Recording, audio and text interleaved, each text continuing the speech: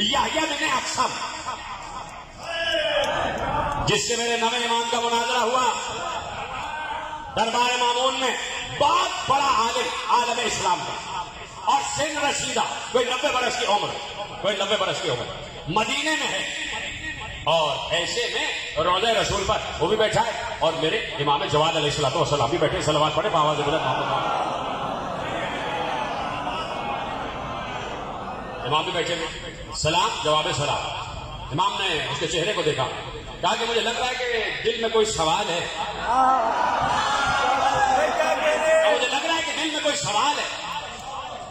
کہا سوال تو ہے، کہا کہ چلو تمہاری مشکل آسان کرتا ہوں، میں یہ بھی بتا دیتا ہوں کہ سوال کیا۔ اب مسجد نبوی خالی نہیں تھی، بھرا ہوا تھا مجمع، اس لیے کہ یحییٰ بن اقسم آیا ہوا ہے، مفتی اعظم، بھرا ہوا ہے مجمع۔ تو امام نے پوچھا سوال تمہاری ذہن میں ہے؟ کہا کہ میں بتاتا ہوں سوال کیا ہے۔ تو بتائیے، کیا تم یہ سوچ رہے ہو کہ کیا واقعی میں وارث رسول ہوں یا نہیں؟ کیا واقعی میں رسول کے علم کا وارث ہوں یا نہیں؟ ان کی مسلک کا وارث ہوں یا نہیں؟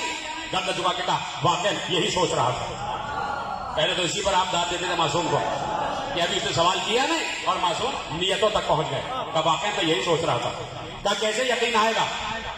کیسے یقین آئے گا؟ امام نے چاروں طرف دیکھا، اپنے ہاتھ کے عصا کو جس پہ تھامے ہوئے تھے نا، ابھی تو زیادہ سن بھی نہیں ہے۔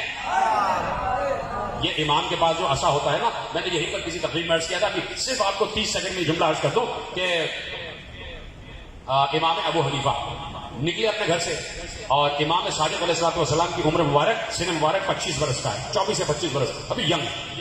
اور اس کے بعد جب وہ گھر سے باہر برآمد ہوئے تو امام کے ہاتھ میں عصا تھا۔ تو امام ابو حنیفہ نے سلام کیا، امام نے جواب سلام دیا۔ تو ابو حنیفہ نے کہا کہ آپ تو ابھی بہت نوجوان ہیں، اور آپ کو عصا کی کیا ضرورت ہے، ابھی تو آپ بالکل صحت مند ہیں۔ کہا کہ یہ میں نے سہارے کے لیے نہیں لیا، سہارے کے لیے نہیں لیا۔ کہا پھر کس لیے؟ کہا یہ اس لیے لیا ہے کہ یہ میرے جد رسول اللہ کا عصا ہے، اور وراثت میں مجھے ملا ہے، میں نے برکت کے لیے ہاتھ میں رکھا ہوا ہے۔ یہیں سے بات ثابت ہو گئی کہ رسول وارث ہوتا بھی ہے، وارث بناتا بھی ہے۔ برکت کے لیے، تورک کے لیے ہاتھ لیا ہوا ہے۔ جیسے ہی امام ابو حنیفہ نے سنا کہ امام صادق کے ہاتھ میں عصائے رسول ہے، فوراً کہا ذرا ہاتھ ہٹائیے، ہاتھ ہٹائیے، مجھے چومنا ہے عصائے رسول کو۔ ایک بار امام صادق نے کہا یہ لکڑی کا عصا ہے، یہ لکڑی کا عصا ہے، رسول سے منسوب ہے، اسے چوم رہا ہے۔ ارے ان رگوں میں خون رسول ڈال رہا ہے،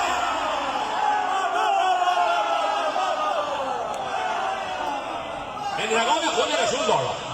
اب اگر ایمان کے پاس عصا ہے تو وہ کسی سہارے کے لیے نہیں ہے، وہ تبرک کے لیے۔